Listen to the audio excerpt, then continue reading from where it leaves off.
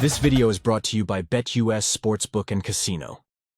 What's good, folks? Welcome to another edition of the Cover One Film Room, the show that gives you the hows and the whys behind both the good and the bad for the Buffalo Bills. And as you folks saw in our new intro graphic, the show is powered by BetUS Sportsbook and Casino, a partnership that, Erik, we are extremely excited to have here within the Cover One family, within the Cover One brand. There's a lot of excitement here. Training camp has been good. The scrimmage was last week. We got preseason football around the corner, which means regular season football is around the corner. We got this BetUS Sportsbook and Casino partnership. There's a lot of fun stuff going on. The weather is beautiful today. How you feeling? How are things going? As you said, the weather's gorgeous. I'm ready to get outside. We want to film this and go enjoy time with our family as summer ends, but the football season begins. As you said, great partners lined up for this season. BetUS is one of them. Also, Easy Loan Auto Sales here in the film room.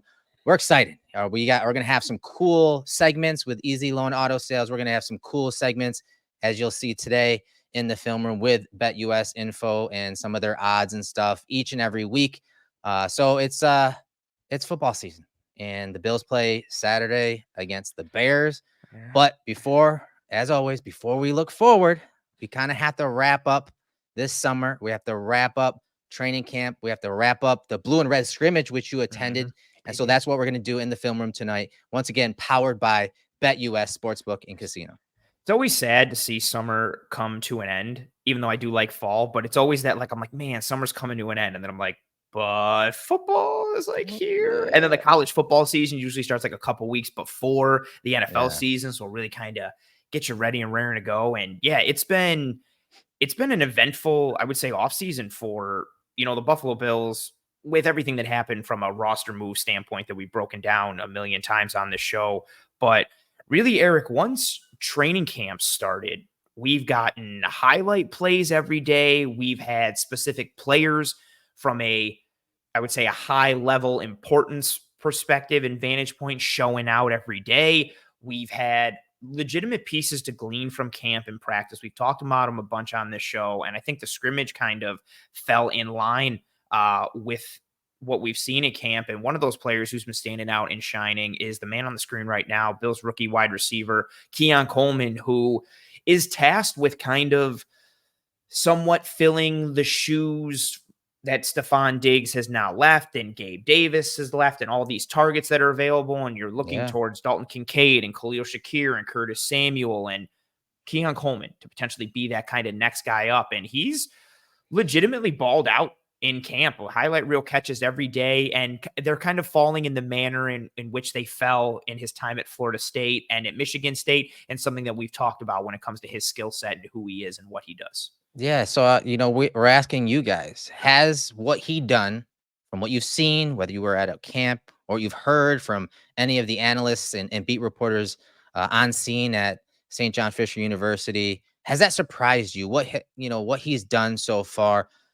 For me, he hasn't surprised me because of the way he's been winning. According to all reports and some of those days when we were there, he was making these highlight reel type catches like you're seeing here, day in and day out. So that doesn't surprise me, because that's kind of how he won in college, as you were alluding to there. And contested catches, contorting his body and putting his body in position to make these tough catches right there, like you saw. And we discussed a couple weeks ago in the film room, his ability to track the ball or pick the ball up late and then use his body, his hands, his catch radius, his size at times, to make these catches along the boundaries, in the back of the end zones. I mean, you can see it right there. Look at him again, that body, that bend, that flexibility along the sideline, the boundary awareness, and where the ball is up over his head, but perfectly framing that, I will say, perfectly framing that with his hands. You can see the tip of the ball is not making it through all 10 digits there. So the way he's winning is not surprising me. And it's not really surprising me. Again, high leverage situations, back of the end zone, front of the end zone, pylon catches. Here's one where he called it, in the back of the end zone, kind of in a second play or in a scramble type play from Josh.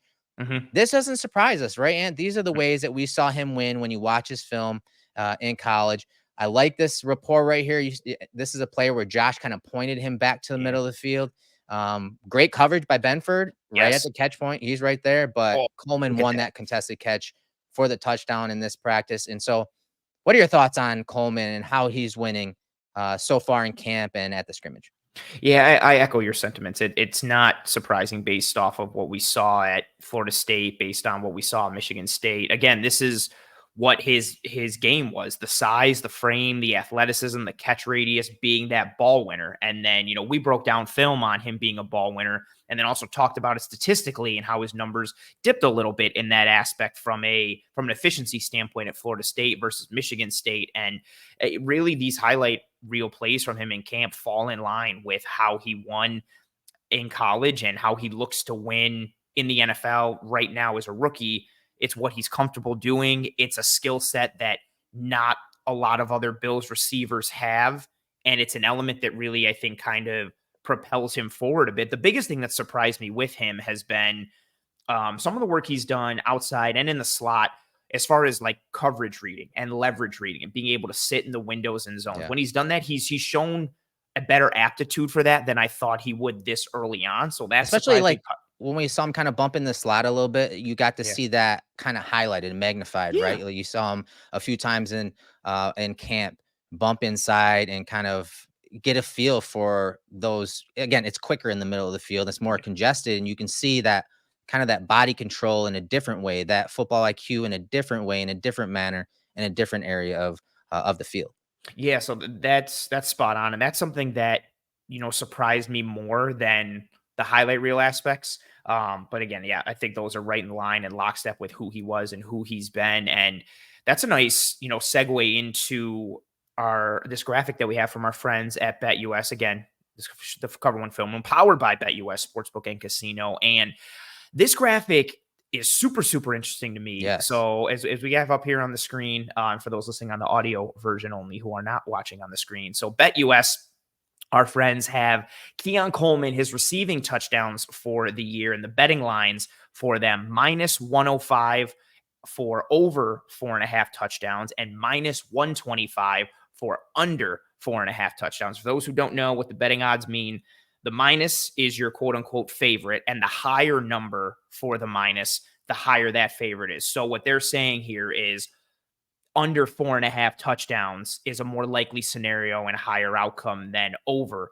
4.5 touchdowns. And also, again, for those not familiar with it, the betting odds aspect and the minus, easiest way to think about it, if you're trying to figure out like how much money to win, put it in terms of like hypothetical, $100 bets. So if you're looking at minus 105, you would have to, in theory, bet $105 for a profit of $100.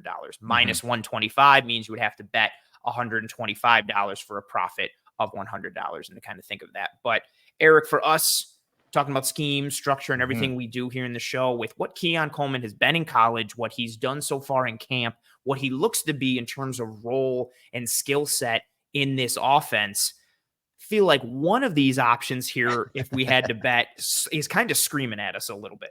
Yeah, I think we both agree that we would smash the over 4.5 on this one, Yes. just because one, we expect his role to be pretty big in year one, even as a rookie at wide receiver in the Bills offense. And we're going to talk about several reasons why, but I expect his role in the run and pass game to be quite major. And Yeah. with that said, we just talked about how he's been winning each and every day at camp. And so those were some factors that go into it. According to True Media, he had 8 touchdowns in the red zone alone his entire career. I think that given his skill set and what he's good at and what we just talked about, I do think he's going to have plenty of targets and opportunities in the red zone to score some easy touchdowns that play to his skill set. And even as a rookie, he's going to get a lot of reps in that area a bunch. They're going to have certain packages just for him in this area of the field, in the red zone.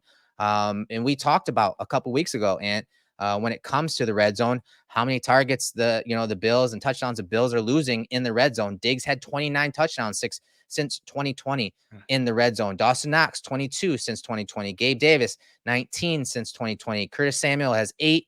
Claypool, who's been injured throughout camp, has 8. Hollins has 6, Shakir 3, Kincaid, who obviously is going to get, he's going to get more than 0. He's going to be added to that. But you can see they lost a bunch of red zone touchdowns with Diggs and Davis off the menu now.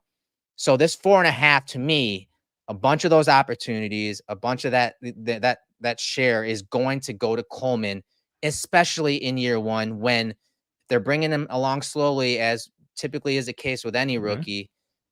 I still think they create packages and give him opportunities to win jump balls, to win 50-50s, to win back shoulders, to win back lines. Those areas that we just talked about and why he's been so impressive out at St. John Fisher. Yeah, and I mean, even just you go to the clips that we showed there, it's him winning in the end zone, like scoring touchdowns right there. Not that necessarily means it'll happen come regular season, but it's indicative of kind of the role that they're leaning into for him. And I'm in lockstep with you once again. I'm smashing that over 4.5 touchdown line, and it just seems like a very nice, easy way, like you said, to put him into the offense and work him along. Take what he already knows, what he's already good at, and what's a significant advantage piece for him with that ball-winning athleticism, play at the catch point type of deal where he can separate at the catch point and go up and get it, use his length, strength, and frame to separate at the catch point and kind of bully dudes when he can. Use that in the red zone. Throw those, whether it's a slot fade or kind of one-on-one ball scenario. Also, and how that pairs with Josh Allen. Imagine now if you're in the low red zone, you're inside the 5, the threat of Josh Allen's legs are going to force defenses to kind of maybe put more bodies towards the box because they know what he can do with his arm as well as his legs. And then does that create a more advantageous one-on-one scenario for Keon Coleman on the outside? And if you can start to work that, you're going to get that opportunity. You're going to have one-on-one on the outside. And if you have a guy who can win like that, that becomes a potential easy button that they could press over and over again. And so between those red zone looks and I don't know, maybe he breaks a big play off here or there in some way. Yeah, I'm smashing that over 4.5 from our friends at BetUS for Keon Coleman's touchdown rate this year. And like we mentioned, the sponsorship with BetUS, something that we are extremely, extremely excited about. And BetUS, they are known for having the fastest payouts in the industry. They have a 125% sign-up bonus on your first 3 deposits up to $2,000. So again, 125% deposit match on your first 3 bets up to $2,000, which is tremendous. Fast and easy deposits and withdrawal process. We have their BetUS link in our episode description, whether you're here on YouTube or whatever podcasting app or platform you are listening to the show on. 24/7 personalized service, 365 days a year, live wagering on all major games. You get 10% back on your net losses twice a year. And then BetUS can also give you your very own personal account manager, which I think people like the little added personal touch, especially when you're kind of wagering and getting into the weeds a little bit when it comes to that aspect. So yeah, we're really excited with this partnership. And Erik, you pulled up their site and just everything that you can bet on and all the props and parlays and you can get lost. Talk about rabbit holes, right? In the film room, like you can get lost on their website when it comes to especially football stuff. There's a lot of cool stuff to kind of get lost and go down the rabbit holes and parlays and all that good stuff. So as we said, we are excited to have these guys on board when it comes to our partnership with them. And yeah, again, to wrap up the segment, I'm going over on 4.5 touchdowns for Keon Coleman, given everything that we said and how they're going to bring him along. And the thing with Josh too is, like, again, we're focusing on the red zone because we think that's an area that he's going to thrive, Coleman, in his first year. When Josh, like, we always talk about like the low red zone, the 5 within the 5 within the 10, and how Allen, as you said, can add some different things to the offense and how he's a threat with his legs and his arms. But really, when he's from the 10 or higher, between the 10 and the 20, that's when they like to take those fringe shots. Really, 10 to the 25. They take those shots down the field, and you're still seeing some of those too high coverages. So you're gonna see Josh try to thread it versus those too highs. Hit the honey hole. I can see Coleman being, one of those contributors. They're gonna send guys like Kincaid and Knox down the middle on those bender routes. And I was literally going to say, and then you got Kincaid on a seam ball or Kincaid splitting the safeties. Yeah. So the Bills are definitely going to test defenses this year when it comes to that red zone area with the size they have, with the skill that they have. And then, of course, the catch radius and hands of Coleman. He's going to get opportunities, and we do think that he'll score over 4.5 touchdowns this year in his rookie year with the Bills. Absolutely. And that's a significant piece, right? You hear teams talk about it all the time. Allen talked about it, I think, at one of the pressers during camp, when you get down to the red zone, getting 7 instead of 3. Mm-hmm. And with how much of a threat Allen has been by himself, but then how much the threat of the running back run game is in the red zone. And then Keon Coleman and Kincaid and Knox and all this athleticism and size combination and how that all works. It's a threat in general, but even more so down in the red zone in terms of what you can access and what you can do and the problems that it gives defenses. And, Keon Coleman, like we talked about, balling out in camp, and some of the clips, and this isn't necessarily trying to find a silver lining, I think it's just genuine. Some of those clips where Allen's ball placement is on point and Keon is just making a great catch. Elam has been in those clips. Christian Benford has been in those clips. They are right there in terms of sticky coverage, and it's just a perfect throw or a perfect catch and perfect timing aspect that beats the outstretched hand of Elam or the outstretched hand of Christian Benford. And this has become a grouping where, Erik, you and I talked about Christian Benford as being one of the more under the radar players for the Bills going into this season, and how him paired with Rasul Douglas is a really nice 1-2 combo. But now Elam is starting to potentially, maybe, hopefully, fingers crossed, put it all together and tap into what he could be. Mm-hmm. And now it looks like the Bills are starting to solidify a bit of a top 3 with Douglas, Benford, and Elam. Elam's been getting worked in reps with the ones, which has been nice to see for him from a confidence standpoint. It's really become an interesting group with kind of how the top 3 are solidifying themselves at corner, and then especially how the Benford-Elam discussion results from that. Yeah, let's start with the competition because, as you said, it's gone back and forth each day at camp, and we'll get an update from you on maybe what you saw from the scrimmage. And with the depth at corner, I mean, the corner position looks really solid for the foreseeable future. Can we say that? Injuries happen each and every year, so we got to expect and that to happen. But right now, the Bills have done such a phenomenal job of developing corners, the last couple of years. And then again, you talked about Hardy. We'll get to him, how he's looked and how he's coming along, and how it's nice to have a guy like him in queue, in waiting behind Taron Johnson and even some outside, which we'll talk about. But the top 2, Benford, Elam, they've been competing very well this summer. I wouldn't say it's much different than prior years because Elam had put up a fight the last 2 years. Yes. But Benford has had a pretty good lock on that top spot, from the outside looking in.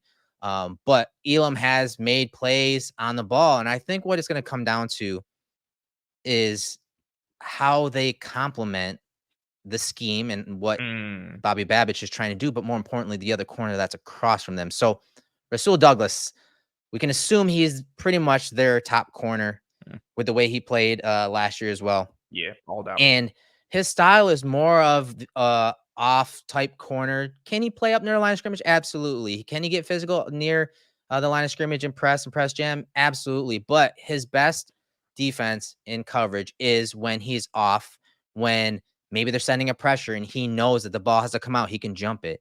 He's very opportunistic and is always making plays on the balls himself, but he's also, again, doing it primarily from an off coverage look. So how does Elam or Benford pair with him and complement him if they need a corner that can get up into a face and play some press jam, some press man, some tight man? Which of those 2 is going to be more consistent, in the course of his season? And so I think that's what it really is going to come down to. And honestly, I would not be surprised, Anthony, if they decide to rotate both of those guys in and out. But I think it's really going to come down to how they complement Rasul Douglas and also the scheme and the techniques that Bobby Babich and Jamil Adai are obviously throwing in this year with that new cornerback coach.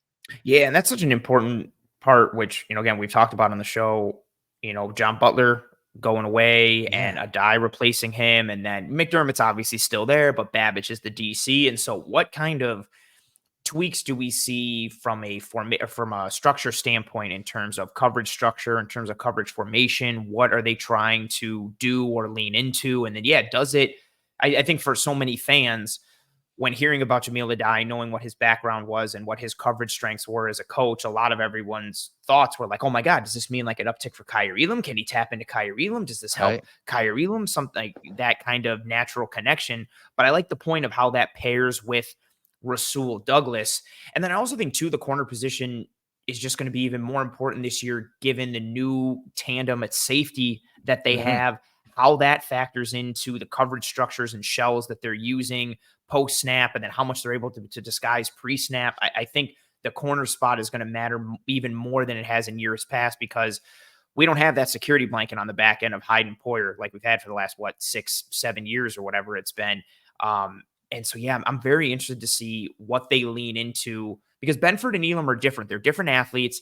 They have different play styles and skill sets, and leaning into one versus the other kind of gives us potential indications in terms of where this defense can go and what they can do. But also, like you said, gives you the opportunity to kind of mix and match a little bit depending on your opponent, based on what you want to do to kind of mitigate their strengths and also exploit their vulnerabilities. Yeah, and so you're right. It's going to come down to, maximizing their strengths and kind of uh, hiding their weaknesses. And it is very difficult to hide weaknesses. When you're a corner, when you're playing, if you play a lot of man coverage. Obviously, the Bills have been heavy zone coverage, Yeah. but again, they will run man coverage at times, and maybe even more so with Babbage and Yeah. his scheme, and again, that coaching staff changes. But I mean, you add in the depth, and you're talking depth, you add in Ingram, how he's looked. He's looked phenomenal. And Yeah. he's always been a scrappy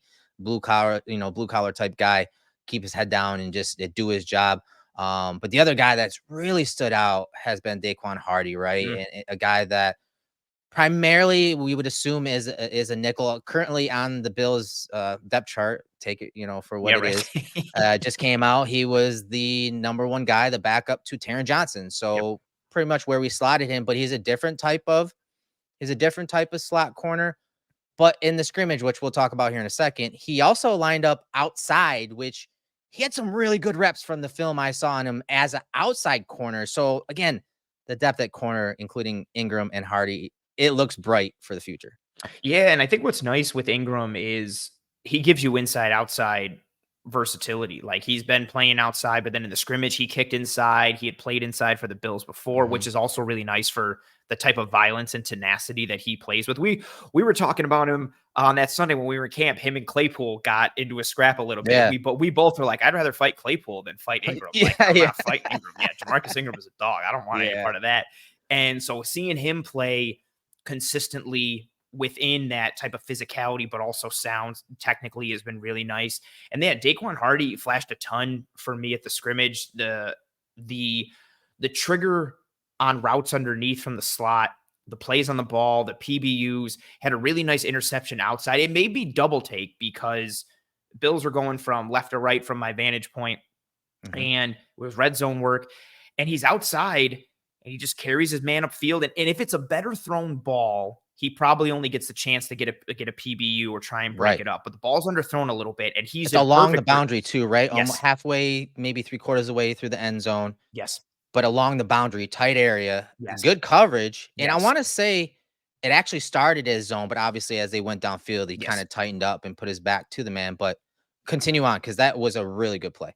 Yeah, you're spot on. I believe it started his zone because he turned and then sees how the route distribution goes, carries his man, and because he's in such good position, a poorly thrown ball leads to an interception. And he goes up and gets it, and it made me double take because I was like, "Did someone run a slot fade?" Like, I was like, "No, Hardy was outside." I was like, "Oh, that's pretty cool." And then the series after, he just kept working outside, and he played well to the point that I went back and was watching some more of his Yeah, Penn I saw State you tape. posting Yeah. those clips. Yeah. And you'll see him from time to time work outside. Again, primarily a slot guy, but watching him go up against Ohio State, especially in that game, Penn State's playing a ton of cover 1 and a ton of cover 3, mainly more cover 1 than anything. But you're seeing him spot drop in cover 3 and cover the flats underneath. You're seeing him, man up a ton when they're running cover 1, and watching him hold his own against bigger, stronger dudes at Ohio State. He's not getting matched up against Marvin Harrison before anybody wants to ask. They kept Kalen King on him for the entirety of that game.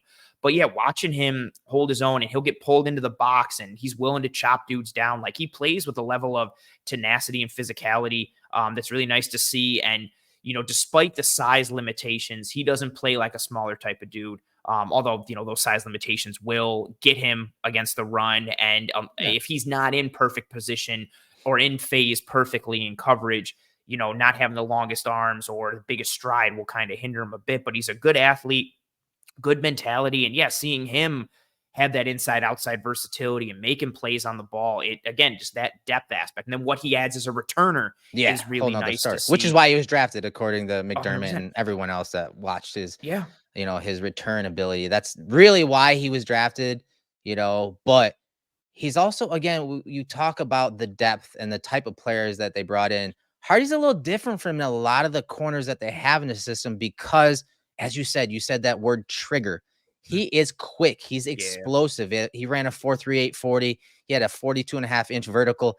He's very explosive. He's very twitchy. So when he's carrying guys down the field, you saw it on film with him, especially in that one clip you posted against Ohio State where he's running down the seam, and it's not the best pass, but he's so explosive. He's so fast that there are times, kind of like on this zone play that he got the interception, where he kind of falls back a little bit, kind of loses phase, so they kind of baits the quarterback and then uses his speed to recover and make a play on the ball.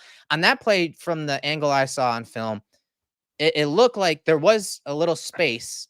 You know, if the quarterback pushes it more towards the middle of a field throw, I think it's a completion. Yeah, I don't think I don't think the post safety's getting there. So no, you're 100% correct. It's not a but he, again, kind of baited the quarterback, and it didn't look like he was going to make a play. But then at the last second, he gets a hand on it, and from the angle I saw, it looked like he tipped it to another defender that would intercept it. But then he gets up, and I see the ball in his hand. I'm like, oh, he intercepted that. So he kind of does that. He uses that athleticism to bait quarterbacks and then, you know, recover and make a play.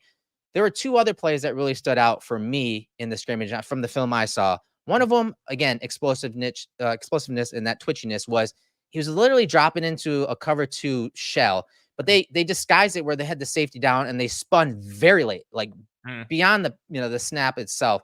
They spun really late, and so it was into the boundary, and they were running like a high-low on him. And so he didn't even really bail and lose a little ground to kind of space it, because he understood, based on the formation, that the safety was getting deep and it was, again, short side of the field. He was like, you know what, I'm going to hang out low. And it was a check. I want to say it was like a running back or someone from the backfield. And they tried checking it down on just a little hook and just outside the hook to curl area to the short side of the field. And he read it immediately. He let the vertical go and he drove on it and he made a play on the ball. I was like, whoa, twitchiness, explosiveness, boom, check. And then there was another play.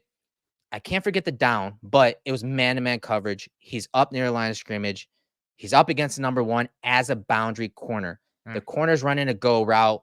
And so he turns and man turns right into the receiver. The receiver's going vertical, but he gets a call from the slot defender to trap. And this is something the Bills haven't done a lot of, but it's something that the player that taught me this, literally behind the scenes that taught me this, was Aaron Williams. They used to run it when he was playing corner back in the day. And so it was man coverage. He's carrying the one vertical, but there's a certain checker call from that number 2 defender, that slot defender. I think it was actually maybe a safety matched up with a tight end. It might have even been Kincaid. So they're all running man coverage, but if the number 2 runs an out, there's a check or a call that slot defender will call out loud and communicate. So that corner knows, hey, they're running a quick out. That's a primary. So he man turns, he gets the call, and he turns and traps the out. And I think it was Trubisky, he like double clutch. He's like, damn it, there goes my target. And he ended up having to throw it underneath on a crossing route. Those 2 plays really got me excited. One, because of what you see with Hardy, the versatility, the twitchiness, and how he's a little different than the other corners, but also the versatility inside and out, and that football IQ and ability to communicate and understand that, hey, there's this check, it's called, it's executed, and he did it flawlessly and took away an option, which is the number 1 game when it comes to the passing game. Take away options from your quarterback. Yeah, absolutely. Those are great spots and call outs by you. And yeah, his football IQ is something that I think going back and watching the tape impressed me more. Watching him sit on, a 3rd and 8 or a 3rd and 7 and they're in zone and watching him just sit at the sticks and just have like confidently and quietly just Understanding, sitting, yeah. watching the route distribution unfold in front of him and then seeing a throw, quick trigger, make the stop, and it's 4th and 3 or 4th and 4 or 4th and 2, like understanding the down and distance and how that plays relative to his role and responsibility within coverage and then relating that to his man in terms of spacing and where he needs to be. Yeah, I was very, very impressed by him at the scrimmage again, to the point that it made me go back and watch more tape. I've been, as a Miami Hurricane guy, my dark horse for making this team was Corey Couch, UDFA out of Miami. Like I was like, I like what he brings out of the slot, his familiarity with the die. Maybe he competes for that type of spot. Hmm. Um, and kind of one of the silver linings of the safeties being banged up is, I think Cam Lewis has to play more safety maybe this weekend against the Bears, which means we get more Hardy and more Corey Couch in the slot a little bit and being able to see, Couch had some plays in the scrimmage and some plays in camp as well, but Hardy's really been a standout. And again, having that I think I inside found the outside. clips. You want to watch them real quick? Oh, I think I absolutely. I found the want to watch clips. it. Yeah. I got them off I Reddit. know the So one that I know the first one that you let's see talked about. here. I remember that one. The second one with the trap, I do not.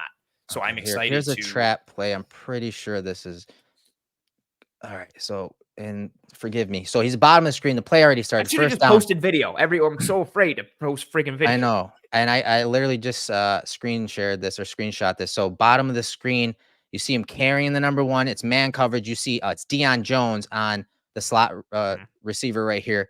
And so you see him carrying him vertically.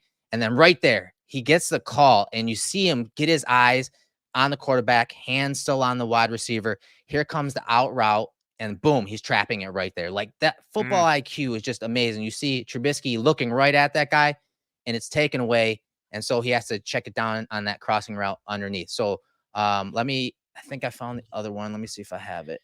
And for those who don't know, that's a really hard thing to do. Like to turn and have your man eyes, like, and turn your back to the area that you end up flipping your head back to and trapping. Like that's an instantaneous bang bang type of thing. Also makes sense that he would get that call from a vet like Deion Jones, who knows what's up and kind of be able to relay that. That's a Oh, really yeah. strong play. Yeah, that's wild. So here's the twitchy play I was talking about, how you broke on it. He's to the top of the screen. Watch that Yes, I that remember this one. formation unfold here. Let me turn the volume off on this one. All right. So you see him top of the screen, a boundary corner, tight stacked formation. And you see the motion right there. And right there, you see the defense spinning out. Safety's dropping to that deep half shore, the side of the field. And right there, you can see him. He's not worried about the guy getting vertical right next to him, right in front of him. His eyes are on the quarterback. He understands Isabella's going right under, right at the numbers. You see him break on it, and then boom, there's the pass breakup. Like that is what I'm talking about with him. And you Mm-hmm. see that twitchiness, that explosiveness. And then once again, the play on the ball, something that we've seen him do out at camp, but then you got to see it personally at the scrimmage. So he's been Yeah. exciting to watch develop. And as we let it with this segment, we're excited about Yes. the depth at corner and the types of players they have at corner, including Daquan Hardy. I love that you pulled that. So I remember that clip against I was on the opposite side of the field, so that was going from my left to right. And yeah, that trigger, and that's the type of stuff that you see on his Penn State tape, like the Mhm. ability to make those plays in the flat, underneath those, like that hook curl ability, because he's got good feet, he's got burst, so he's good in those short yardage areas. He Yeah. sees it, he triggers, and I think he also has a good understanding of, like, in that one, like he's seeing the receiver through to the quarterback. So he Yep. sees that short drop, sees the quarterback is loading up, ready to pull the trigger. So he's like, oh, it's coming to this little hitch. I'm driving on it. Let me make a play. And his being able to consistently get his eyes turned around into the QB again, he has to live like that because at his size, he needs every advantage he can get from a timing perspective, from a quickness perspective, from a pass breakup, being in right position perspective, because he doesn't have the length and the size and this Right. big hulking frame that allows him to be late. So yeah, him continuing to kind of hit on those cylinders to be able to stay ahead of things has been really nice. Yeah, and he was a huge standout, and it's always nice to see dudes that or to be excited about guys going into the preseason games that Yeah. are probably going to see a lot of snaps, because he's a dude that's probably going to see a lot of snaps in this game. Yeah. So yeah, very excited for So Mr. Daquan Hardy. let me ask you, aside from what we talked about there and broke down with Hardy, what other things stood out for you from the blue and red scrimmage out at Highmark on Friday night last week? Ooh, I call the tight ends being used to generate explosives, multiple tight end leak plays off of play action, 1 to Kincaid, 1 to Zach Davidson, who you and I were talking about a couple Sundays ago as being Yeah. good. He continues to play good in practice and at the scrimmage. Like what he did. Dalton, and obviously just to tie on that, like Dalton Kincaid, I think looked good. He had a couple, they'd shift him out and get him into one-on-one scenarios that he'd win. He had a touchdown against Taylor Rapp, I think, in the red zone where he got flexed out wide and beat Rapp on a little fade ball. That was nice. Ray Davis, I thought looked good. He had a fumble early on when Christian Benford chased him down and stripped him, but it came on like a 50-yard run where he had good patience, good feet, and vision. It was and a dart call too, wasn't it? It was with Brown pulling around and leading, and I'm pretty sure it was a dart call. Because Brown pulled to the left, but then Davis went through and ended up cutting it back to the right once he got through the second level and went up the sideline. And it was nice to go ahead. No, go ahead. Finish your statement. No, it was nice to see because it wasn't one of those like scrimmage successes where it was like, if it was live, he would have been tackled. Like, no, it was a legit run. It's not like somebody got an arm on him and would have stopped him. Like he got through clean, made a good cut and read and kind of housed it. And then also a good play from Benford chasing him down like 30 yards downfield. Yes. And I saw that play.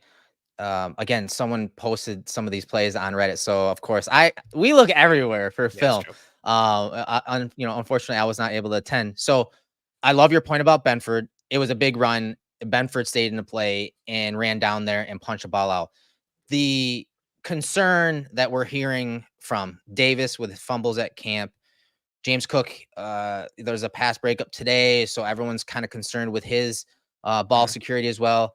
But I will say on that play where Davis broke the long run, it's a technique thing, honestly, because he was carrying the ball in his left hand. He was on the right boundary, and Benford came in and punched it out. And again, if the ball's in the right hand and that punch happens, more than likely the ball goes out of bounds. That's why running backs are taught to, hey, if you're running right, you switch the ball into your right hand. And of course, on top of having the 6 points of pressure on the ball, we don't want to get too far into the weeds, but Eagle claw, we could be there. We could be here all night, just talking to a couple of running backs here. But little things like that, when it comes to ball security, I don't get too worried because I know it's more technique than anything. And you can fix those things. We've seen it from the perspective of a player, but again, I've taught it being a coach.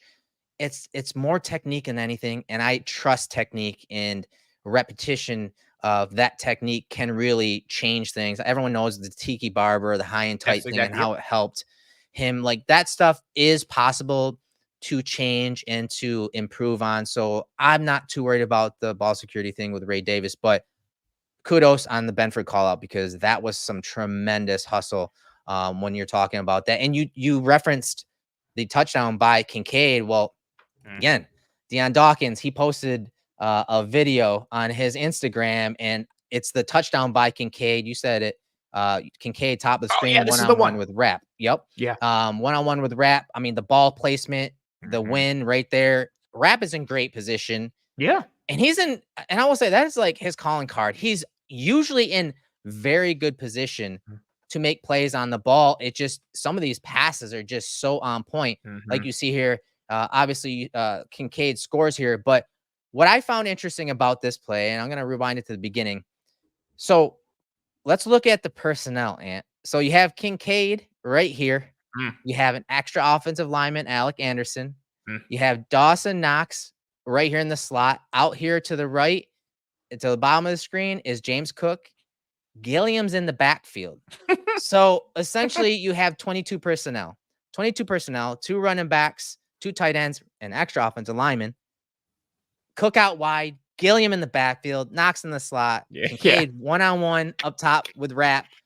You get a perfect throw that's almost indefensible. Yeah. Everything about this play screams what Joe Brady has been preaching on offense since last year. It's a matchup league. Yes, Kincaid, Rap, one-on-one. But using everything in your disposal prior to the snap, sometimes it's motion, sometimes it's simple stuff like personnel grouping, 22 personnel, extra offensive lineman, and alignment. Gilliam in the backfield, Cook out wide. You see who are on these players. Obviously, man coverage. They're stacking the defensive front right here. Everyone's up at the line of scrimmage, low red zone. But what do the Bills do? They spread them out of this, heavy set and find the matchup they want. Kincaid on Rap for the touchdown. Love everything about this play from top to bottom by Brady, Josh Allen, and the Bills offense. Yeah, I love the personnel, the design, the execution, the ball placement. Again, even the coverage from Rap. Like he doesn't get worked here. Like he's right there to make a play. It's just a good throw and a good catch. And, this is the type of thing like that we've talked about. And I've talked about so much on Disguised Coverage this offseason about like these personnel groupings and whether you're in 11 or you're in 12 or you're in 22 in this instance for the Bills, being able to go with power looks out of all those personnel groupings, but also spread looks out of those personnel groupings. And you see at the bottom of the screen there, like Cook is probably open too. I was going to say they don't have a switch called or a banjo call. Like that's an area they can attack as well. If there's not a proper call for the defense, there's no banjo, there's no switch. This is a walk-in touchdown if Josh hits Cook on the slant, if he catches it, of course. Yeah. That's a whole nother ball. That's a low blow. Yeah, fair point. Like just being able to access more of the menu without having to turn the page. Like you can be in 12 and go tight and run power and run it right at somebody, or you can go spread. You can do the same thing with 11. You can do the same thing with 22. And Erik, as a defensive guy, imagine you're the coordinator and you're watching, from the box and you see that personnel grouping check into the huddle. You're like, okay, they're in 22. It's the low red zone. We're probably thinking run. Let's get out there and try and stop the run. So you're making probably a run first call for the defense. Right. And then they come out and Kincaid is lined up wide and Knox is in the friggin' slot and Cook is out and Gilliam's in the backfield. You're just like, what the hell is this? Like, yeah, so much. Yeah. Like that's throwing it on its head a little bit there. Just a really nice play from Brady. One last thing too, that stuck out to me in the scrimmage, a lot of batted balls. And some drops, like balls hitting guys in the pads and popping into the air. And it felt like every time that the ball was in the air, the defense was coming down with it. Interceptions for the linebackers, for the DBs. They were ball hawking and turnover focused in that scrimmage. A good point. That's a good point too, because we said, the first couple of weeks, it seemed like the offense was ahead of the defense. And we credited that to, the new defensive coordinator, some new coaching staff, some new players being thrown in there in important positions. But it does seem like it's hit that turn where now the defense is kind of getting their fair share of knockouts. Is not just the offense and Josh Allen. And again, usually that role is reversed. Usually the defense is ahead of the offense. But it's interesting now that as camp progresses and we're through the scrimmage and the preseason is coming up, you're starting to see that defense ratchet things up. And we're not just talking sacks, but they're getting a lot of turnovers as well. Yeah, a couple interceptions in 7-on-7 from some good coverage stuff. Elam had one, and then some deflections in 7-on-7 and deflections in team. And the defense kind of coming down with them. And like you said, ratcheting it up a little bit. And I don't know if it was because they were in the stadium and in front of fans or because the pads were on and it was popping. But the defense kind of stepping up a little bit was nice to see. We're going to move on to our next topic and get into some film breakdown here in the film room. But before we do that, let's hear from our friends at BetUS. Michael Vick at BetUS.com. Catch an incredible 125% sign-up bonus on your first 3 deposits, plus 10% gambler's insurance. BetUS, my online sportsbook and casino. And as we said, Anthony, with BetUS, fastest payouts in the industry. That's usually when it comes to gambling online. That's all people. That's a big one. Sometimes like I'm a family man. Once I win some money, I usually don't throw it right back into the pot. I usually say, okay, give me that, right? Give me that. And so fastest payouts in the industry. That's pretty important when it comes to that. 125% sign up bonus on the first 3 deposits up to $2,000. And the other major thing is like that customer service. Customer service is hard to come by nowadays, and their customer service is top notch. 24/7 personalized service, 365 days a year. It's obviously those are huge points when it comes to gambling for me. But just when you're doing business with people, when you're partnering with people, when you're investing in companies and investing money, and in gambling safely. Yes. That the payouts and customer service are always important to me. And so when I see that with BetUS and encounter that, that makes it very easy to do business with them. That makes it very easy to partner with them.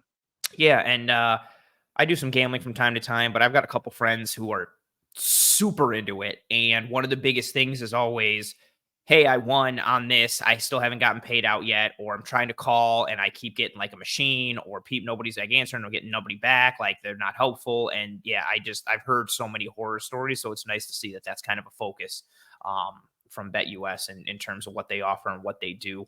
And Erik, like we mentioned before, we threw up that clip from BetUS, some film in the film room. Shocking, I know, but an aspect that we wanted to talk about that's kind of got Bills Mafia a bit up in arms. And some of it now is due to injuries and what we're seeing. But day one of camp, it was Taylor Rapp and Damar Hamlin at your safety spots. And so for so many people, that was a complete shock. And then Mike Edwards gets banged up and Cole Bishop gets banged up. And for the foreseeable future, it looks like it's a Damar Hamlin and Taylor Rapp, safety duo in the back. So we wanted to break down some of the tape for them and kind of talk about what it means for the defense structurally and schematically. Yeah, and we talked about with Rapp and Kincaid, and Rapp being in position a lot of the time. He's really been safety one thus far.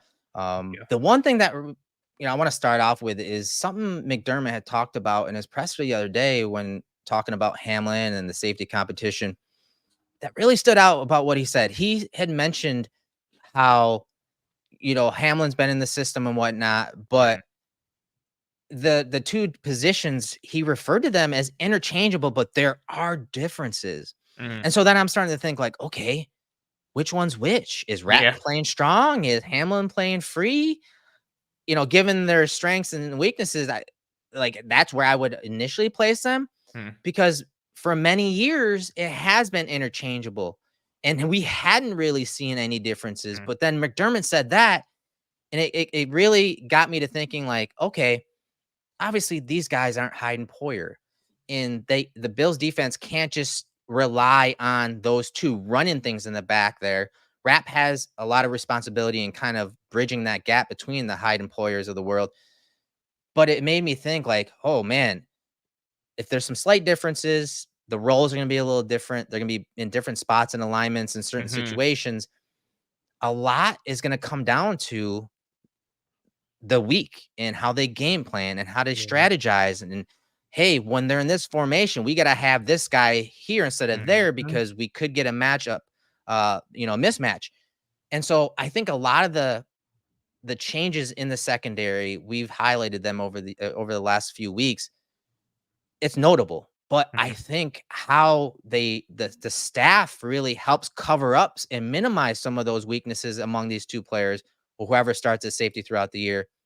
I think that's really the talking point here, more so than the player. It's really on the staff, because they don't have, and I think it was Babbage that even said in a presser yesterday or the day before that, hey, we used to coaching was easy in the back end because you had Hyde and Poyer. Now it's got to be a lot more calculated when you're talking game plan, but also play calls on Sundays.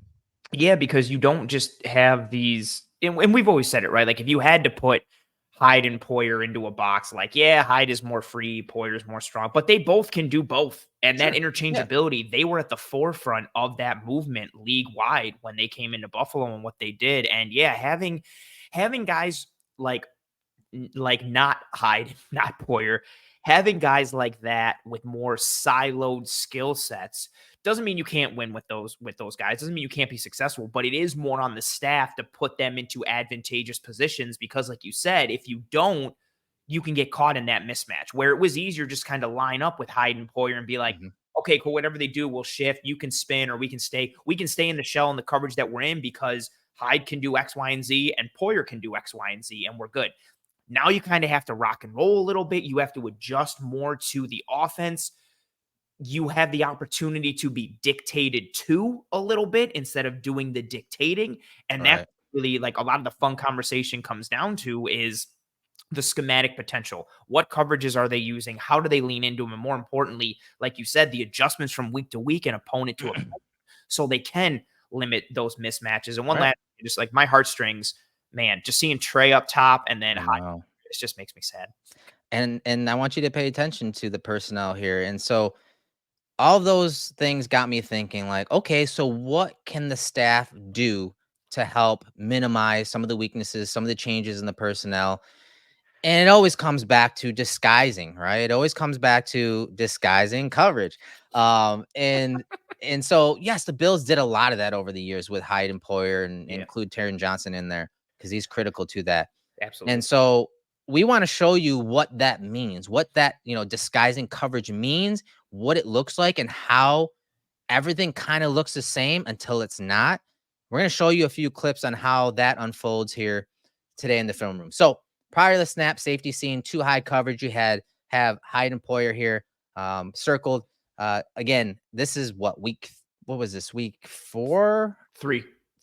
Week Yep. 3 versus the Commanders. And so you're going to see Hyde and Poyer, too high safety structure, but post snap, you're going to see the Bills drop into cover 3 buzz. And all that means is you're going to see Hyde kind of drop down into hook the curl area. So they have 3 deep. Benford's a deep third. Trey White's a deep third. And then Poyer is the post safety, 3 deep, 4 under. So you can see, again, Bill starting 2 high structure, drop into a single high structure post snap. But I want you to pay attention to how they disguise it and how they dropped into that. So cover 3 here, defense does a great job of letting things unroll here and roll through. And the quarterback has nothing deep, so he tries throwing the dagger route across the middle right here, but Bernard is right there for the interception. Again, 2 high structure pre-snap, post structure, they drop into cover 3 into a single high post look. So now if we go on to the next play here, Bills make it look very similar. 2 high structure. Once again, this time versus the Cowboys, Anthony. And then you're going to see them spin out. And this is something we always talk about, right? Yes. We see the safety drop down into that high hole area. Essentially, think about this. If it's Tampa 2, you have that middle linebacker, Bernard, screaming down the middle of the field into that middle of the field open look. Essentially, it's inverted, right? So you're having that safety, as I have circled there, drop down and kind of become that high hole player is what we call it. And then Taron Johnson from the nickel, from the slot, is now getting back to the deep half. So it's still the same coverage. It just rolled and scanned into a different way. And this is what we mean by disguising and rolling to different coverages, making it look the same. This is almost the same type of movement from the safety here as you saw when the Bills dropped into that cover 3 look. Almost, if you're a quarterback, again, you have to imagine this happening in split seconds. You're seeing that safety drop down. You're like, oh, it's probably a cover 3 buzz call like we've seen on film. It's not. There's some pressure here. And so the quarterback, again, is sped up a little more. You see the Bills drop into more of that inverted 2 or that 2 high structure, cover 2 structure with that safety dropping down.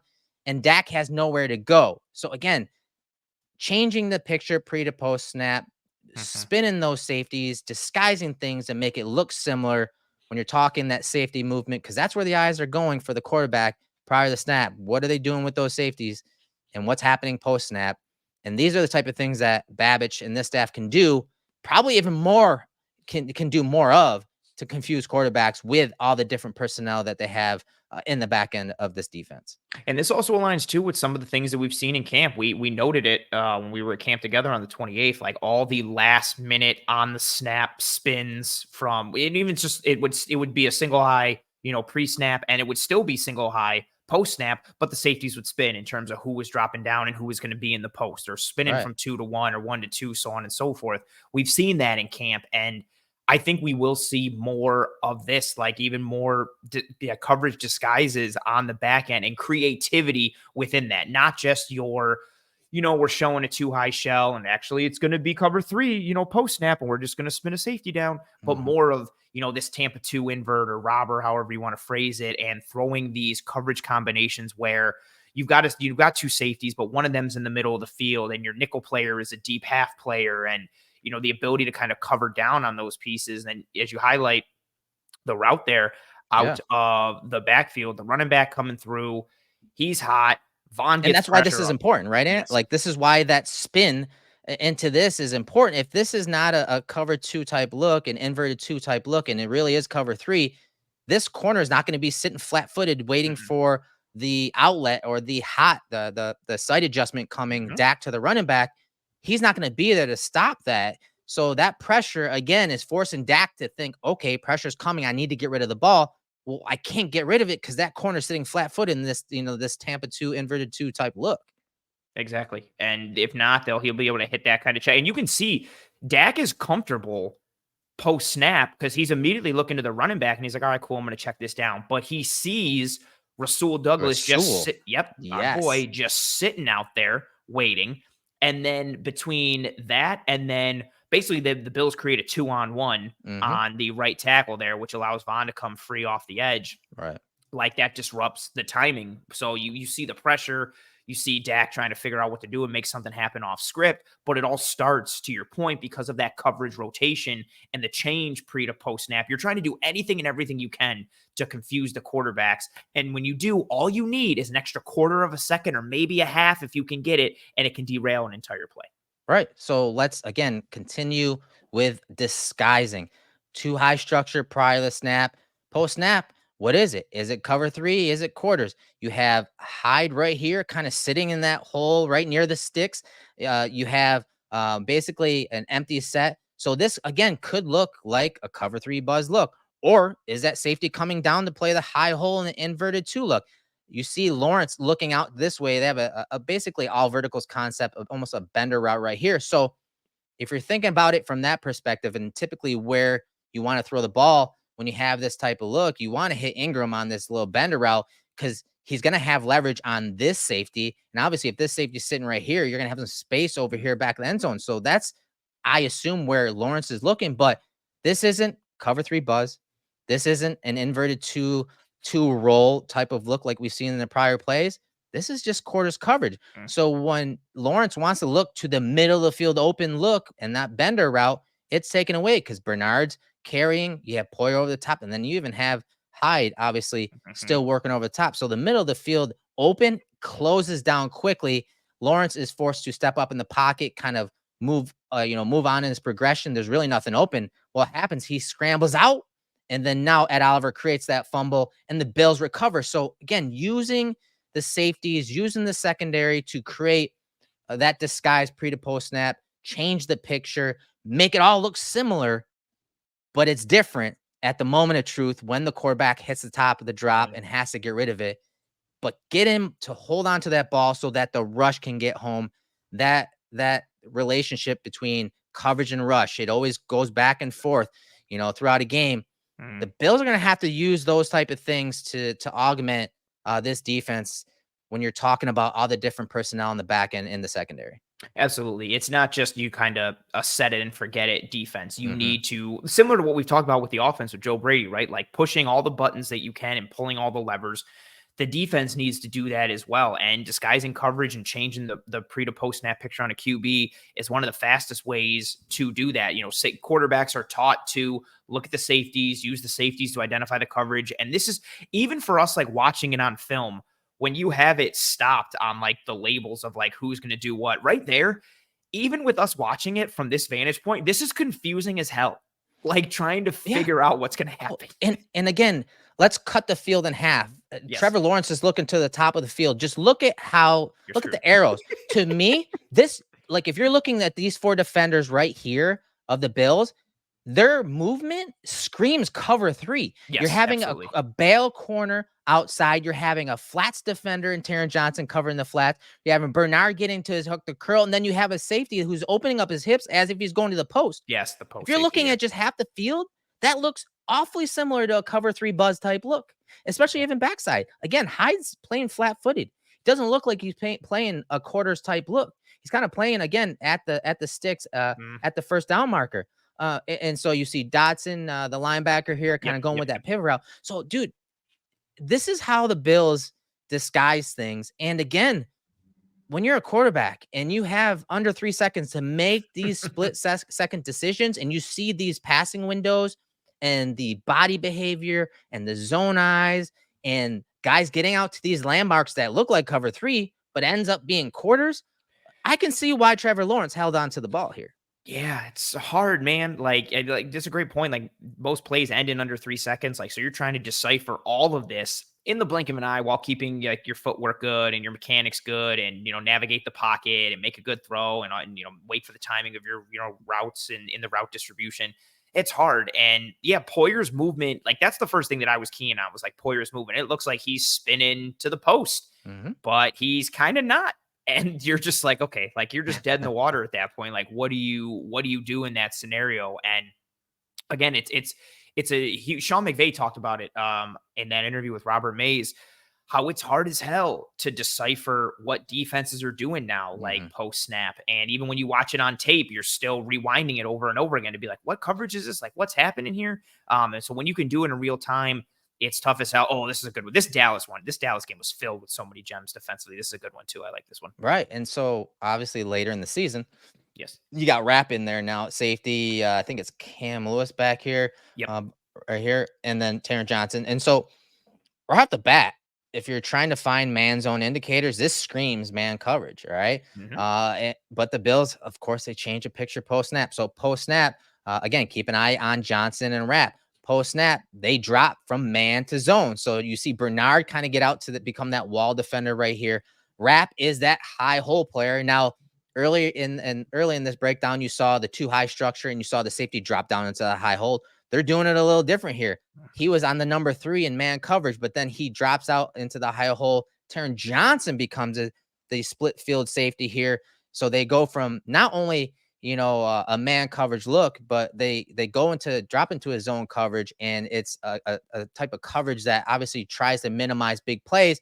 They roll into that, and you see Dak, doesn't set his feet properly. The ball's a little high, and the Bills are able to pick off the quarterback there. So here's just a different example, not 1 versus 2 high, but more of man to zone pre to post snap, changing that picture. These are the type of things that Babbage and this defensive coach or defensive staff have to do this year with these type of players in the secondary.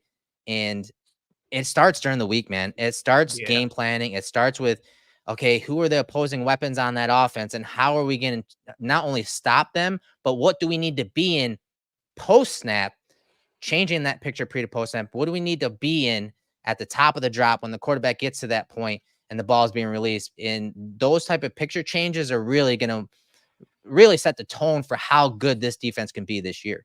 Yeah, and to be able to have this kind of effect on a quarterback like Dak Prescott, who is so good, like with his processing and like he's almost like too robotic at times, like to get him confused to this level or, throw in a little high because he's not sure of what he's seeing and just kind of getting him out of his element and his rhythm because you're throwing so much at him post snap. Yeah, it's a lot to process and it's a lot to decipher if you're the quarterback in that moment, and being able to get to all these coverages. It's nice. Like at the end of the day, this is going to get charted as like a cover 2 rep, but the kind of cover 2 rep that it is tremendous. And what it started out as is tremendous. Like you said, like everything is screaming man. So if you're Dak, you're sitting here thinking, okay, you know what routes your dudes are running. You're looking at who's lined up across from who, and you're already sitting here thinking like, okay, I like so-and-so on so-and-so. This is the route I'm probably going to go with. And then on the snap, the man over your number 3 drops into the high hole. The guy who's over your number 2 drops as the deep half player. Right. And then you've got the corner on the outside is kind of watching you with poetry, his eyes. Man. Yeah, it's this just is poetry in motion. It's a coordinated dance. And it's the timing of all of it. Everybody spinning to. You know what this kind of reminds me of? And it's something we I think this is high praise because we've talked about him so well. It reminds me a lot of what the Bengals were doing in that playoff game against the Bills a couple years ago on the snap. Anarumo was showing A, and on the snap, they would shift to Z, and they would do it in the blink of an eye seamlessly and efficiently, everyone together. Like it was on point. It was timed well. It was accurate. And it's just hard to operate against that if you're an offense. Right. And here's a play from earlier in the year, and Hyde in there, White, Poyer deep. Bills are showing single high cover 3 type look just based on how they're aligning. But watch what they do post snap. Post snap, you see Trey drop into the deep half. Poyer spins to the other split field safety look. Now Hyde, it's almost like they switch positions. Hyde is that cloud corner, that cover 2 type corner. You see Milano becoming the deep hole player with his eyes to the bottom of the screen. And so you can see, man, that they're getting to the same spin, the same structure overall, this time with more of like a creeper pressure. Bernard coming, Rousseau dropping out, but Rousseau is that wall defender that hooked the curl area. Yeah. So they can spin to these coverages, obviously with some different looks too, adding DNs as underneath guys and sending linebackers in their sim and creeper pressures. But in the end, it's this disguise from a cover 3 type zone look pre to post snap, changing that picture to that cover 2 or Tampa 2 type look. It's what, causes the quarterback to not trust himself, escape the pocket. And then that's when Leonard Floyd is there for the sack. Again, coverage helping the pass rush, changing that picture, man. Name of the game this year. It's going to be the name of the game in the secondary. Absolutely. And this is my favorite thing. Like creepers and sims and coverage changes are just what I love. And I feel like your basic, show too high, shift a single, or vice versa, post snap. I feel like that's your 101 core stuff. And then your 201 stuff is like the Tampa 2 invert and robber things. And, maybe your slot or your apex is a deep half guy. This is that next level. This is like the 301, 401 type stuff where you're adding a sim or a creeper up front with it. Like, just with what we showed in the first couple of plays here, that was enough. But now, to your point, now you've got Hyde as a cloud player. You've got Rousseau dropping into coverage. You got the rest of the group spinning like you talked about. Like, there's just so much going on for you to process as a quarterback. And also, Erik, this aligns with some of the things that we've seen in camp where safeties and linebackers are drilling on blitzing and doing a lot of individual work and kind of rushing the QB and coming from different angles. We've seen Babbage doing work with the edges and showing them, like talking about like dropping into space and some coverage elements. I expect to see more creepers, more sims this year. And it was an element the Bills, along with their 5 and 6 man pressures, were really good with pre-Milano and Daquan Jones going down last year. Right. And so as we kind of change things here, we're getting to the end of this breakdown. Another play, this time from the Dolphins game, too high structure, and pressure can help these guys in the secondary. So whether it's generated pressure with 5, 6 man pressures, or some of the sim and creeper stuff where you're still only sending 4, either way, pressure can help. Too high structure here, but it's not the normal 2 guys as you've seen before. Getting to that deep half, Taron Johnson once again spins. Hyde becomes that high hole player. Pressure kind of causes Tua to hold on to the ball. And so now you see him step up and try to make a throw. And now Taylor Rapp is there to the short side of the field to break up the pass here. So again, just trying to show you how they have to complement each other. There's no doubt that the rush and coverage have to complement each other here. 4-man rush creates a little pressure, allows the defense to kind of spin and drop into their coverage. And Tyreek Hill is probably open on this play if it's thrown on time, but because of the pressure, Tua's got to step up, and that gives Rapp a little more time to, close on the ball and make a play on the ball at the catch point.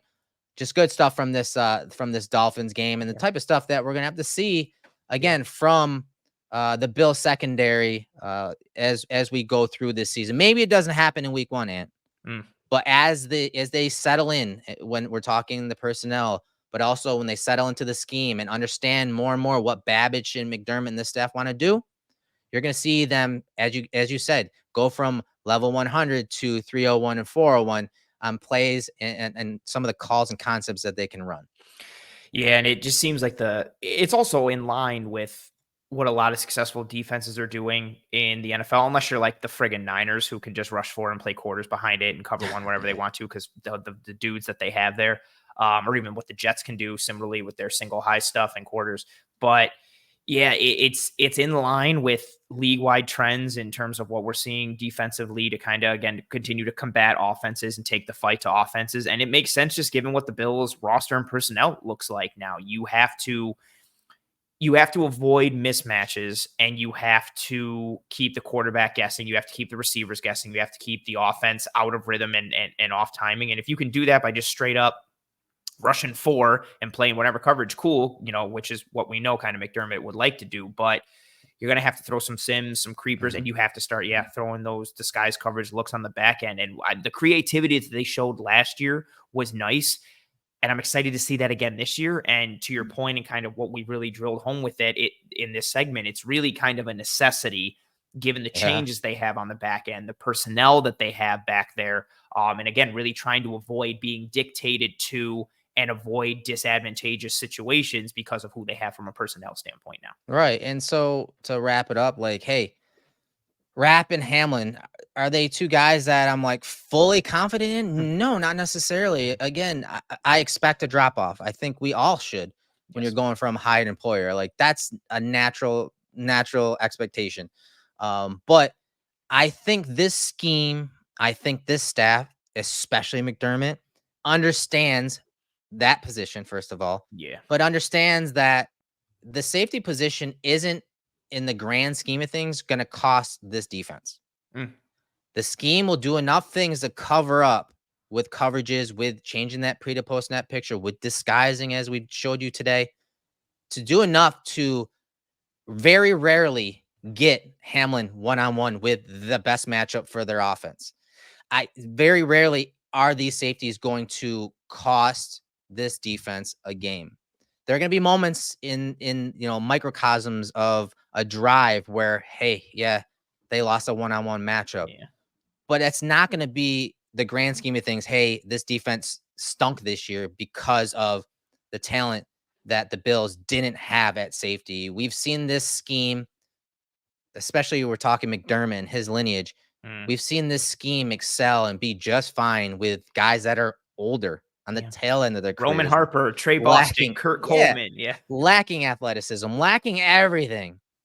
It doesn't always come down to the athleticism traits that the NFL has convinced fans are the most important things for players. So and that's what I really wanted to hammer home for this segment, that we understand the limitations. They understand the limitations, and they're going to do some things during the week when it comes to game planning to minimize those things and minimize that exposure for the safeties, Rapp, Hamlin, or whoever ends up playing this year. I'm sure it'll be some type of rotation there, with injuries and maybe even, some things that go on. I think this staff understands all of that, and they'll have things in place throughout the week, but also in the game, and they'll have adjustments, if we're talking drive to drive or half to half, to help minimize that exposure of that position and any of the names that you want to throw out there at the safety position. Yeah, and if there's a coach who I trust to kind of get the most blood out of the secondary stone and not set up his guys for failure, it's Sean McDermott. With going back to his time in Philly, what he did in Carolina, what he's done with Buffalo, and in terms of that back end, it's just been a calling card of his in his time here with the Bills. And the not having the pure interchangeability at safety this year like they've had in the past, and maybe not necessarily having the range and the athleticism that you'd like back there necessarily, like that can limit you, and it will limit them, but that doesn't mean you can't turn up other dials to kind of mitigate that. And that's all it is, right? Everything comes down to coaching staffs maximizing what they have. It's so much of why come draft season, you always hear the old adage of, organizations fail players more often than players fail organizations. If you're going to sit here and try and take a guy who struggles at A and make him do a whole bunch, then that's not going to work for the player, and it's probably not going to work for your defense. So it just means they have to lean into certain elements, maybe a little harder or more than they have in the past, because they have to cover up for some areas, lean into the strengths that they have, and mitigate the vulnerabilities that they have. And those strengths and vulnerabilities are different than what they have in years past. And that's really what I'm entering this season with a little trepidation for the safety tandem in the back end, but I am also excited from a schematic standpoint and just what we talked about here. Like, what do they lean into? Because they've got different skill sets. Yes. How do they overcome? What are the answers? What do they do? Exactly. What are the answers? We know the questions. We know the questions now. Yeah. We know the questions now. What's McDermott going to answer with? What is Babbage going to answer with? And then how do opponents on offense try to exploit that? And then what are the Bills' answers for that? And the round and round counter punch that we go through. It's going to be exciting. I mean, the season is right around the corner. Like we said, Bills, Bears, this upcoming Saturday. And before we know it, the regular season will be here with the Bills kicking off at home against the Arizona Cardinals. Erik, anything on your mind before we say goodbye to the people? No, this was a fun episode because, it tied into the different changes along the defensive staff, the personnel. We showed some stuff last year. And when it comes to that safety position, I mean, the blessing in disguise here is that the injuries to the safety position over the last couple of years have gotten a lot of playing time for the Cam Lewises of the world, the Taylor Rapps of the world, the DeMar Hamlins of the world. Yes. So they have experience in this defense with the, a majority of this staff. And so that is also a blessing in disguise. As good as Hyde and Poyer were the last couple of years, they've struggled to stay on the field. Yeah. And these guys that are still on the roster got a lot of playing time. Absolutely. And so it'll be interesting to see again what answers the Bills defense has. We'll start to see some of them. The whole gamut of the defensive schematic changes won't be, on display against the Bears. We'll start to see some structure and stuff kind of rear its head a little bit. So make sure you tune into Bills Bears. I will be doing a special edition of Disguise coverage post game immediately following Bills Bears on Saturday. Excited for that. So yeah, it's a fun time to be a Bills fan, fun time to be a football fan with NFL preseason starting up, college right around the corner. It's a good time to be a football fan. That'll do it for us here in this episode of the Film Room. If you are watching here on YouTube, please, thank you. Drop a like on this video. It goes an extremely long way, as likes are the lifeblood of these YouTube videos and streams. So please, thank you. If you have not already, drop a like on this video here on YouTube. Turn on notifications for the Cover One Film Room. Subscribe to the Cover One YouTube channel as a whole. We have you covered, especially now that once we'll be in season again, pretty much every single day of the week when it comes to Buffalo Bills coverage, varying levels of analysis and depth, depending on whatever your fandom leads you towards and what your poison is. If you're listening on one of the podcasting apps or platforms, that's cool too. Please rate and review and subscribe to the Cover One Film Room on those platforms. Word of mouth is also tremendously appreciated. Tell your family and friends and loved ones about the show, about the brand, all of that good stuff. And again, thank you to our partners at BetUS. Again, fastest payouts in the industry, 125% sign-up bonus on your first 3 deposits up to $2,000. Again, 125% deposit match on your first 3 deposits up to $2,000, which is tremendous. Fast and easy deposit and withdrawal process. The BetUS link can be found in the episode description below on YouTube or whatever app you're listening to. 24/7 personalized service, 365 days a year, live wagering on all major games. Get 10% back on your net losses twice a year. And then also, like we talked about earlier, you have the opportunity to get your very own personal account manager. That'll do it for us here in the Film Room, sponsored by BetUS Sportsbook and Casino. Please gamble responsibly. We hope you and your family and friends and loved ones are all doing well and staying safe. Be kind to one another. Take care of one another. We will see you next week for a Film Room edition where we'll be in our regular season form, breaking down Bills' actual all-22 game tape. But until then, I'm Anthony Prohaska. That's Erik Turner. Godspeed. And as always, go Bills.